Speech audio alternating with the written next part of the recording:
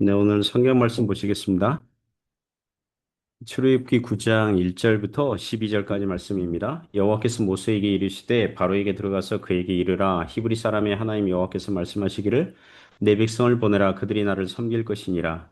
네가 만일 보내기를 거절하고 억지로 잡아두면 여호와의 손이 들에 있는 네 가축 곧 말과 나귀와 낙타와 소와 양에게 더하리니 심한 돌림병이 있을 것이며 여호와가 이스라엘의 가축과 애굽의 가축을 구별하리니 이스라엘 자손에게 속한 것은 하나도 죽지 아니하리라 하셨다 하라 하시고 여호와께서 기한을 정하여 이르시되 여호와가 내일 이 땅에서 이 일을 행하리라 하시더니 이튿날에 여호와께서 이 일을 행하시니 애굽의 모든 가축은 죽었으나 이스라엘 자손의 가축은 하나도 죽지 아니한지라. 바로가 사람을 보내어 본즉 이스라엘의 가축은 하나도 죽지 아니하였더라. 그러나 바로의 마음이 완강하여 백성을 보내지 아니하니라. 여호와께서 모세와 아론에게 이르시되 너희는 화덕에 제 두 움큼을 가지고 모세가 바로의 목전에서 하늘을 향하여 날리라. 그 재가 애굽 온 땅에 티끌이 되어 애굽 온 땅의 사람과 짐승에게 붙어서 악성 종기가 생기리라. 그들이 화덕의 재를 가지고 바로 앞에 서서 모세가 하늘을 향하여 날리니 사람과 짐승에게 붙어 악성 종기가 생기고 요술사들도 악성 종기로 말미암아 모세 앞에 서지 못하니 악성 종기가 요술사들로부터 애굽 모든 사람에게 생겼음이라. 그러나 여호와께서 바로의 마음을 완악하게 하셨으므로 그들의 말을 듣지 아니하였으니 여호와께서 모세에게 말씀하심과 같더라. 아멘.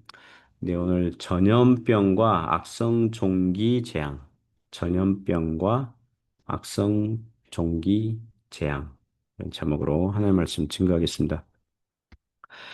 네, 오늘 성경 말씀은 10계명 중에서 다섯 번째 재앙, 이제 가축들에게 돌림병, 이제 심한 전염병이죠. 그게 생길 것과 그리고 여섯 번째 재앙, 악성 종기가 생기는 걸 다루고 있습니다. 모두 다 바로 왕이 하나님의 명령을 거절하여 생긴 것들입니다. 예, 그러니까 하나님의 역사하심과 일하심을 볼 수가 있죠. 몇 가지 교훈으로 은혜를 나누겠습니다. 첫 번째 교훈은 불신앙의 태도를 버리라는 것입니다. 1절, 2절 보시면 여호와께서 모세에게 이르시되 바로에게 들어가서 그에게 이르라 히브리 사람의 하나님 여호와께서 말씀하시기를 내 백성을 보내라 그들이 나를 섬길 것이니라 네가 만일 보내기를 거절하고 억지로 잡아두면 1절 보시면 하나님에 대한 표현을 히브리 사람의 하나님 여호와께서 말씀하시기를 히브리 사람의 하나님 여호와 이런 표현 쓰죠. 지금 바로왕과 애굽이 대항하고 싸우고 있는 대상은 단지 히브리 사람들이 아니라 히브리 사람의 하나님 여호와라는 거죠. 단순히 모세와 아론 또는 이스라엘 백성들 전체로 대상으로 싸우는 게 아니라 이스라엘 백성들이 믿고 섬기는 하나님 여호와, 오직 한 분이신 전능하신 하나님, 이스라엘 백성들과 언약을 맺으신 하나님과 싸우고 있다는 것입니다. 제가 가끔 카톡이나 인스타그램 또는 스레드라는 앱, 또 페이스북 뭐 이런 거 보면 그 교회와 관련되어 쓴 글들을 가끔 보거든요. 그런 앱들이 저랑 뭡니까? 페이스북 친구도 아니고 인스타 팔로워들도 아닌데 알고리즘으로 그러니까 내 정보가 이 교회와 기독교에 관심이 많은 사람으로 알아차리고 어쨌든 아무튼 교회 관련 글들이 많이 올라옵니다. 그런 글을 쓴 사람들 그 글들이 올라오는데 간혹 그런 글들 중에서 기독교를 비판하고 하나님이 없다거나 기독교 종교는 고대 이스라엘 사람들이 다른 오래된 종교와 민족에게서 영향을 받아서 이스라엘화, 그러니까 이스라엘 사람들이 만들어낸 신, 여호와를 믿었다. 뭐 이런 식으로 글을 쓰는 사람들이 있거든요. 심지어 천국과 지옥이 없다는 듯이 쓰고 또 기독교의 하나님이 지옥을 만들고 사람들을 지옥으로 보내는 잔인한 신, 뭐 이렇게 비판하는 글들을 쓴 것을 봤습니다. 그렇게 싸질러 놓은 비판적인 글들을 보면서 자 이런 생각했습니다. 이건 단순히 기독교인들에게 시비를 걸거나 기독교의 종교에 대해서 비판적인 시각만을 가지는 게 아니라 미안하지만 그들은 하나님을 대항하고 있다는 것입니다. 복음서에 보면 마태복음 12장 36절과 37절 보시면 사람이 무슨 무익한 말을 하든지 심판날에 이에 대하여 신문을 받으리니 네 말로 의롭다함을 받고 내 말로 정죄함을 받으리라고 합니다. 무슨 무익한 말을 하든지 무슨 무익한 글을 쓰든지 자신의 마음으로 믿고 있는 바가 표현된 거잖아요. 그 하나님께서 물으신다는 것입니다. 그 3절부터 7절 보면 다섯 번째 계명에 대해서 말씀하시거든요. 여호와의 손이 들어있는 네 가축 곧 말과 나귀와 낙타와 소와 양에게 더하리니 지금까지는 어떻게 보면은 그 나일강 또 뭐 개구리 뭐 이랬는데 이제부터는 애굽 사람들의 재산을 치죠. 말, 나귀, 낙타, 소, 양에게 이제 심한 돌림병, 그러니까 전염병, 심한 전염병이 생기게 할 겁니다.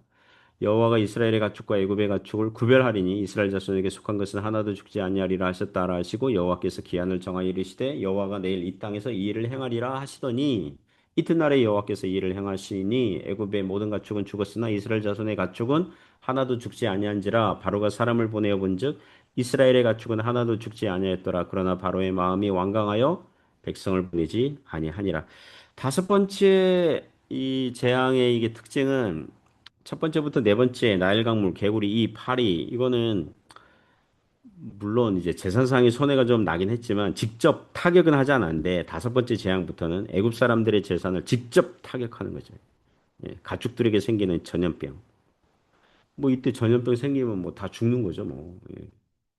애굽의 모든 가축들이 그냥 죽는 겁니다. 오늘날 그 금융치료라는 소고가 있습니다. 타인에 대한 자신의 행동과 잘못된, 그러니까 타인에 대한 자신의 잘못된 행동과 태도에 대해서 반성하지 않는 사람들이 재산상의 많은 벌금과 처벌이 이루어질 것 같으면 얼른 반성하고 꼬리를 내리는 거죠. 지금 이 가축들에게 전염병 생긴다고 그랬으니까 아마도 뭐 돼지 콜레라, 돼지 열병, 사스, 조류 인플루엔자, 구제역, 브루셀라병, 광우병 뭐 이런 전염병들이 생겼겠죠. 그러나 이 재앙은 그 파리 재앙처럼 고센 땅에 있는 이 히브리 사람들, 이스라엘 백성들이 가축에는 전염병이 없을 거라고 그래요. 이스라엘 백성들이 노예로 일했지만 가정마다 양과 소가 뭐 적은 양이라도 있었던 것으로 보입니다. 그리고 기한을 정하셨으니 다음 날에 행할 것이고 애굽의 모든 가축은 죽겠지만 이스라엘 백성들의 가축은 죽지 아니할 것이라고 말씀합니다. 그러자 재앙이 실행이 되었고 정말 바로 왕은 과연 그러한지 사람을 보내어서 이 이스라엘 백성들의 가축이 정말 전염병이 없는지 확인하게 했고 정말이지 이스라엘 가축은 전염병이 없는 걸 봤음에도 불구하고 바로 왕의 마음은 완강하여서 백성을 보내지 아니하더라. 이렇게 나옵니다. 또 바로 왕은 이런 생각했겠죠. 가축의 전염병 재앙만 넘기면 어떻게 되겠지. 이제 더 이상의 재앙은 없겠지. 이렇게 안일하게 생각을 하고 있었겠죠. 영적으로 어리석은 사람들이 자신의 행동과 태도가 불신앙적이고 하나님과 싸우고 있음에도 불구하고 당장에 하나님의 심판이 이루어지지 않으니까 뭐 교회 안 나와도 뭐 먹고 사는데 지장이 없거든요. 인생 잘 나가거든요. 즉 하나님께서 오래 참고 계시는 것인데 도리어 하나님이 없나 보다. 그러면서 계속 반하나님적인 하나님을 거슬리는 그런 태도로 취하며 사는 사람들이 많이 있다는 것입니다. 그 전도서 8장 11절에 보면 이런 말씀이 있습니다. 악한 일에 대한 징벌이 속히 실행되지 아니하므로 인생들이 악을 행하기에 마음이 담대하도다. 하나님의 심판이 이루어지지 않으니까 분명 잘못했는데 하나님의 심판이 이루어지지 아니하니까 악당들이 악인들이 어떻게 생각하냐면 하나님이 없나 보다 안 계시나 보다 또 계시더라도 힘이 없나 보다 뭐 사리분별 못하는 신인가 보다 이러면서 악을 행하기에 더 이제 마음이 담대하다 이렇게 지적을 하는 거죠. 하나님이 없다고 생각하니까 마음대로 사는 거거든요.